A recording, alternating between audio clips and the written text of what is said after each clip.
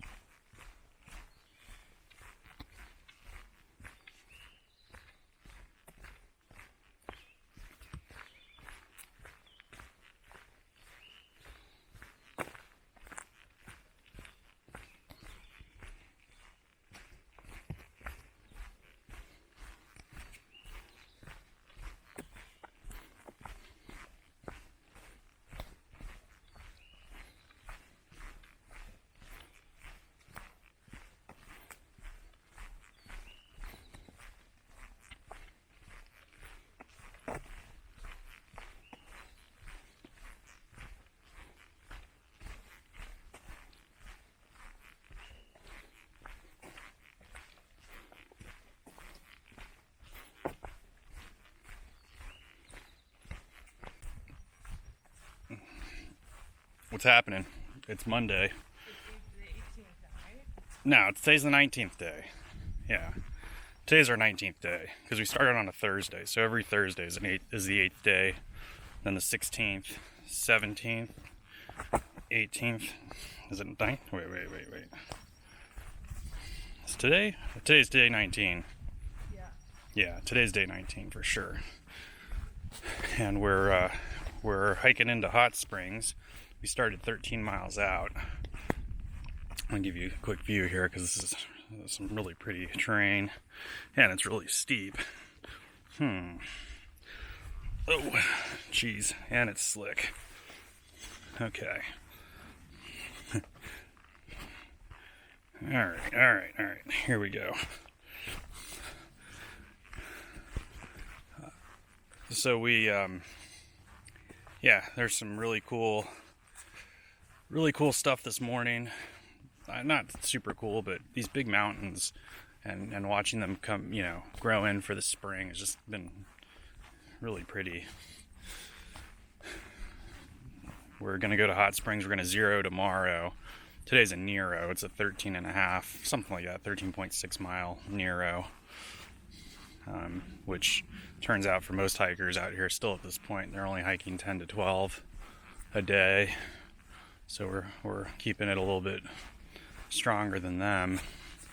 Not because we're trying to outdo anybody. It's just that we're really feeling these 19-mile days. Classic cave. This big old rock. Let's get a little. There's Nibbles walking by the rock. Anyway, weather's really nice. We're pretty excited. I don't talk that much about much other than what's going on the trail, but I think last week I brought up climbing and how that's just part of doing the trail. Well, something else that's part of doing any kind of activity is your feet. And we have had foot issues.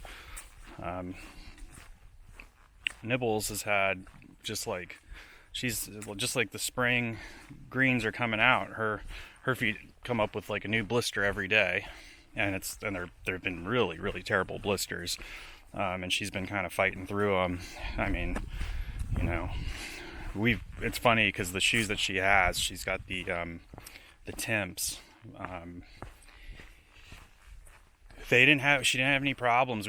She probably put 200 miles on them before we hit the trail, all underweight as well. And we were keeping, just on our own, we do 12 to 16 miles a day anyway when we're just hiking around the house. So she kind of broke. It's not even that she had to break them in. They were just great shoes to begin with, and now they're like really. I don't know if her feet are moving around or it's just the fact that we've had consistent days of wet feet. It's probably a little bit of everything. She's probably packing in the shoes, yada yada yada. My shoes, I've got the La Sportiva Bushidos, and they were actually at my trail runner. I bought them for trail running. I bought them a long time ago because I liked my Bushidos so much that I was trail running in, that I was just worried that they were gonna change the model, so I bought another pair because they are first of all, it's a great 10-mile shoe. Like if you're running 10 miles and you want to chop up the trail and like show off to all your buddies, like get the Bushidos, because like you can do you feel like you're doing some like insane like backcountry skiing on a good steep trail when you're running downhill, and then the climb, like it's just like tons of grip on the climb. For me, the toe box is huge. I know a lot of people have really wide feet. I've got kind of a narrow foot, so I can actually spread my toes out completely in the Bushido toe box. And then they also have the lacing system, and the structure around the midfoot is it's impressive. It never wears out. It never moves. But after 10 miles, they start giving me problems. And the problem that they give me consistently is a blister above the rear cup of the shoe, up towards, like almost towards the low part of the ankle. And particularly on this trip, it's my left foot. So anyway, that's what we're dealing with. We're thinking about going into. Well, let me just get back to the blister. The blister was really bad. It only happens when I'm really aggressive. Like if I'm climbing fast is when I give myself this blister. So, it took several, it's been just kind of like an agonizing thing. It's almost gone completely. I use a lot of leukotape on it, and I've been treating it a bunch, and different pairs of socks work better.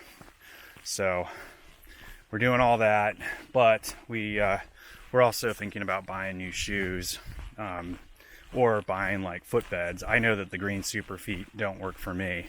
They're expensive, and maybe I'll try them again, but I went through several pairs as a skier, and I just thought I was wasting money because I felt like I was getting the same. I feel like shoes, like a good shoe company builds a really good shoe, so why are you going to go and screw it up by throwing a footbed in there? But that's, everyone has their own opinion on that stuff. But yeah, didn't really work for me. I always flatten them out. I've got flat feet, and I do all kinds of things to combat that. Like, I spend a lot of time every day doing form walking. Form is super important. Well, I'll talk about that in the next couple days, about how to, things that I do for form. And I know you're saying, oh, it's stupid, you're walking down a trail, why do you have to have form?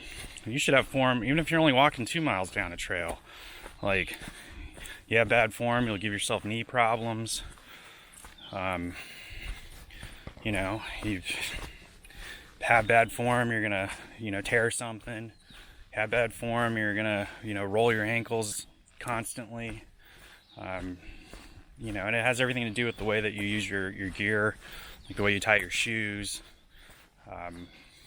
the proper use of the shoe. I don't know, proper use of trekking poles. I think the biggest mistake that I see most people make is that they put so much emphasis on their trekking poles, and it's well, if you're, what you see is that people are, the difference for me with the trekking pole is about 3 or 4 miles. If I don't use trekking poles, I could push out an extra 3 miles or 4 miles at the end of the day. I go slower in the middle of the day because I'm not looking like an idiot banging my knees up behind my trekking poles, which is what I see most people doing. I see most people locking their knees out, using the full extent of their legs, and they're using trekking poles, so they're also using their upper body to get up and down the mountain. And and then a lot of people complain about their knees, and you're like, yeah, it's because you're allowing yourself to do really heavy, fast steps with your trekking poles instead of having, every step controlled.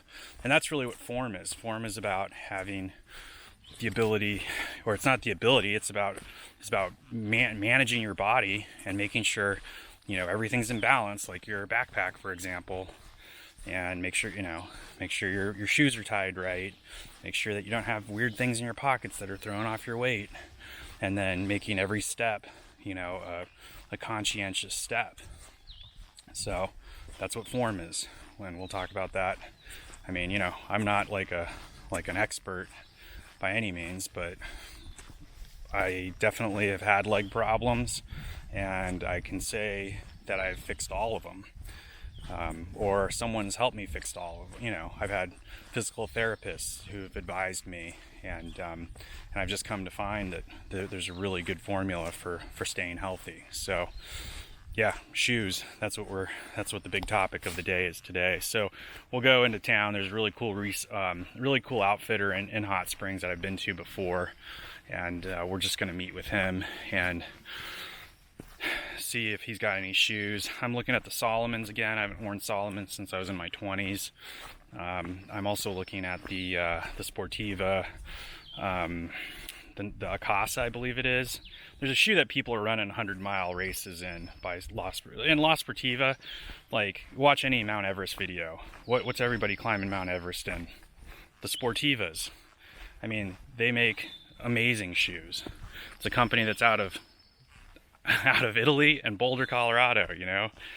And so, you know, it's definitely, that should, like, Las Sportivas should be in your radar all the time.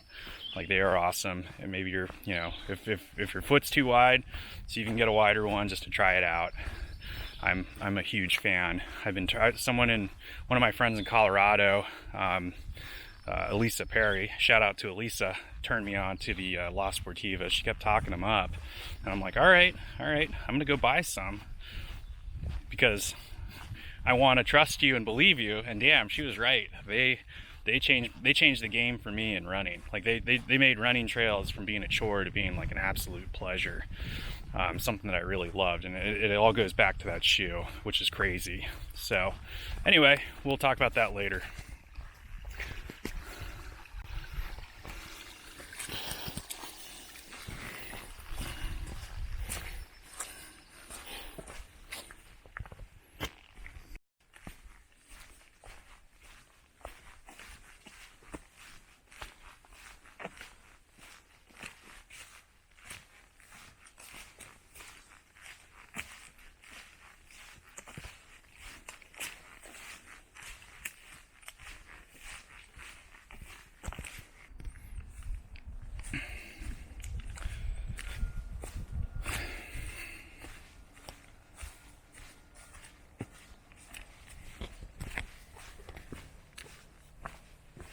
So we're on our final descent into Hot Springs, North Carolina. We've got a mile to go. We're staying at the Laughing Lodge, I believe is what it's called. Very excited to shower. Very excited to wash these clothes. And very excited to go into town and have a decent sized meal. Eat something good. It's been a pretty nice day. We got rained on just a little bit. Nothing worth throwing a raincoat on for. It's been fun. This little stretch between Hot Springs and Standing Bear was awesome. Especially yesterday. Yesterday was just amazing. We did 19.7 yesterday. I think today we did 13 or 14. I don't know. 13.6 I think is what it measured out to be to get to this hostel, or to get, you know, to where you get off the trail to the hostel. But yeah, just looking forward also to go do a little shoe shopping like I've been talking about. I know the wife's feeling that way too, so we'll see what we decide to do. And yeah, we'll catch up a little bit later, maybe today, maybe tomorrow.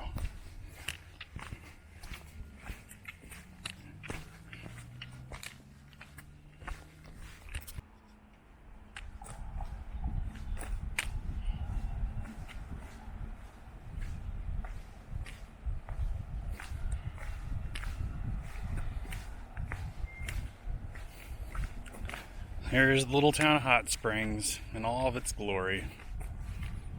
Beautiful area.